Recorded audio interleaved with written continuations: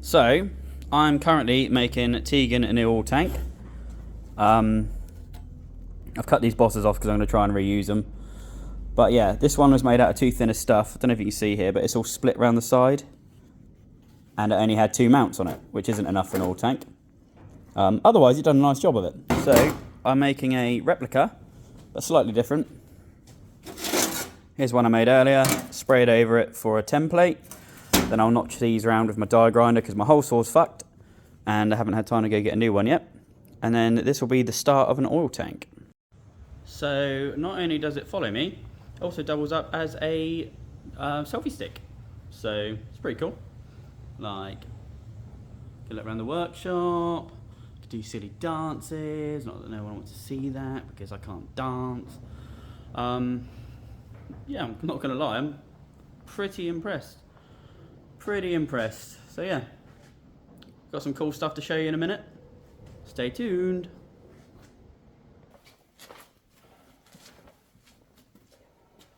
Right, so I've cut both bits out the same, roughly.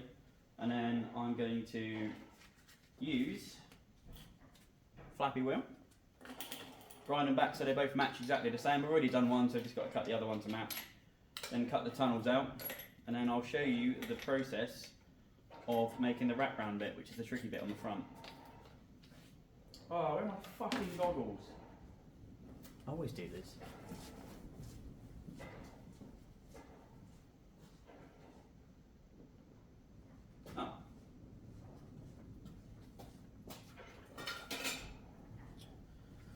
Right in front of my fucking eyes.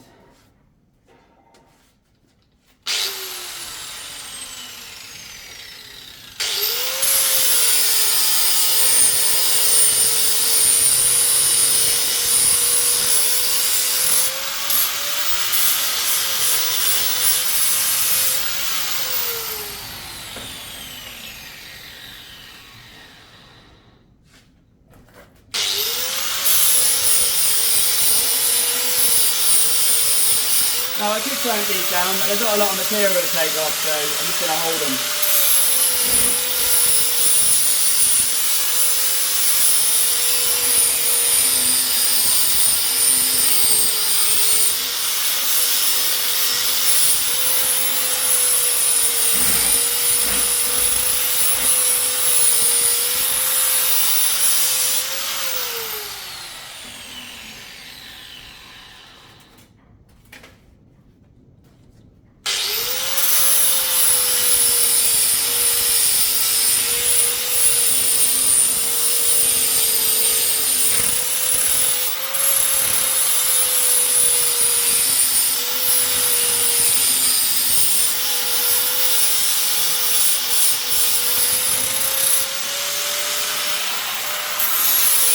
Take off the sharp bit.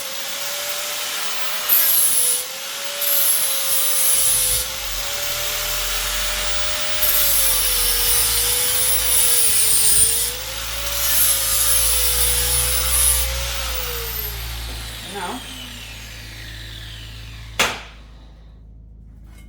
the 2 bits the same. Just got to cut the tunnel out. Can't see fuck all through them glasses. I'm going to go get my wipe. And it's done. Right, so what I do is I put the back panels in first and then lay a bit of cardboard over the top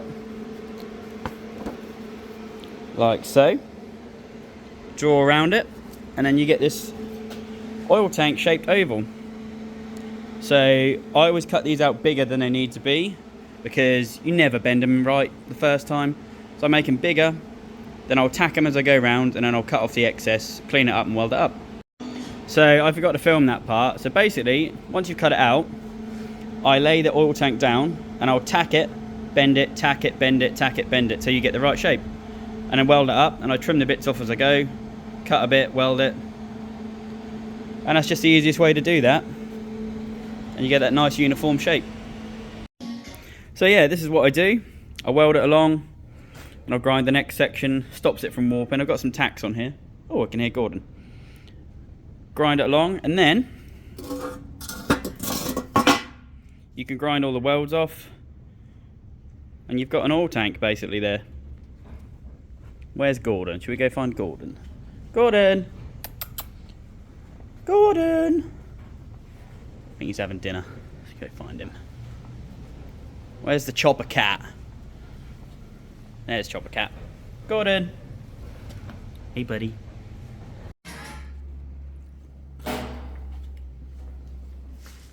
Yo, so here's some footage of me making things really bright with a welder. I suppose I should weld that up, I suppose.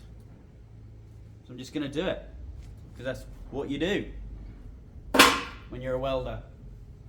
I need to go find a welding rod though.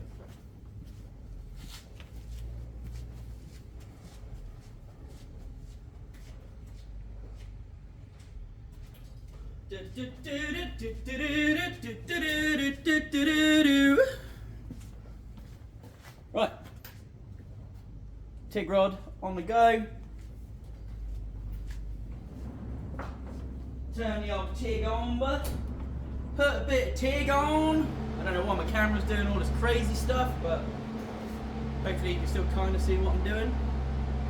And yeah, close your eyes, you might get archived. Roll joke, I think.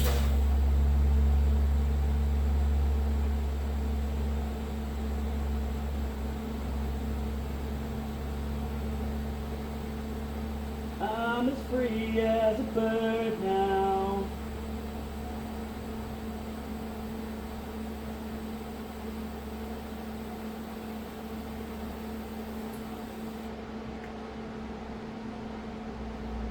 Look at that, look.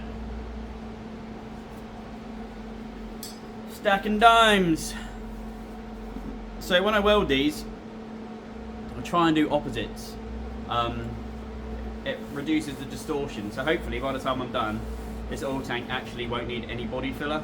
I like to take my time. I use thicker steel on these to try and make it so you don't need filler.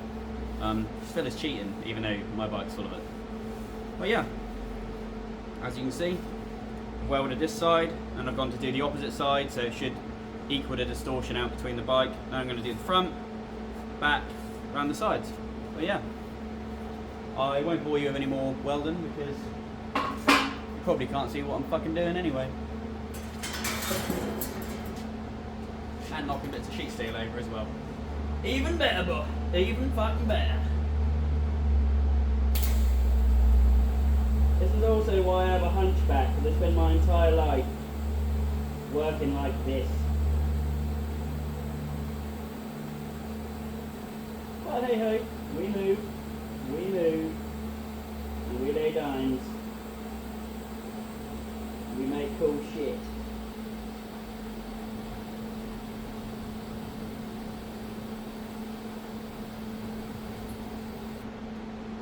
Lovely. Lovely jubbly. So yeah, gone from this to this.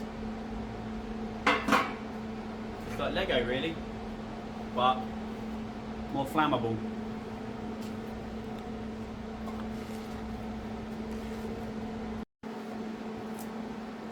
I'm gonna see if I can sneak Jasper into my YouTube video. He fucking hates being filmed, but I can hear him in the background somewhere.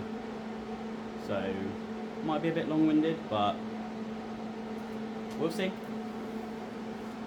If not, you just get to see my beautiful face welding again. Whoa. I'm so privileged. You lot are so privileged to see this ugly mug. Without a mullet as well, might I add.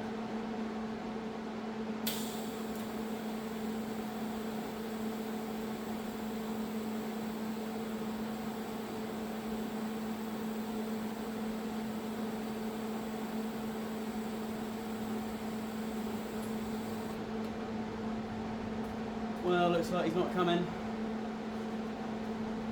It's alright though, I'll get him. I'll get him. And shout out to my mum because she keeps wanting to go on my YouTube videos, but she's done a runner.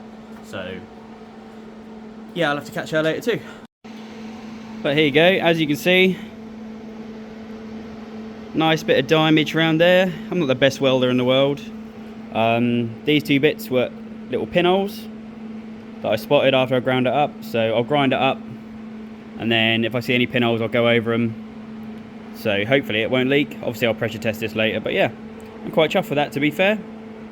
Shame they're all gonna go with my good friend Mr. Flapper. And that is the first part done. Tunnels in, fabricated that up a little while ago.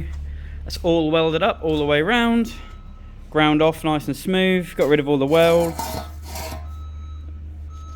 Next step is mounting it. So to mount it, I'm going to weld on 4 threaded bosses on the top, and then underneath, don't know why I'm showing you that, I always put an extra mount to give it extra support. It's surprising how much oil actually weighs and how much vibration, like oil tanks will do that if they're not mounted properly, which is kind of what happened to this one. It was just mounted on 2 points. So I've got to put the filler bung in, oil fittings underneath next. That'll be tomorrow's job. Mount it up and that'll be ready to go.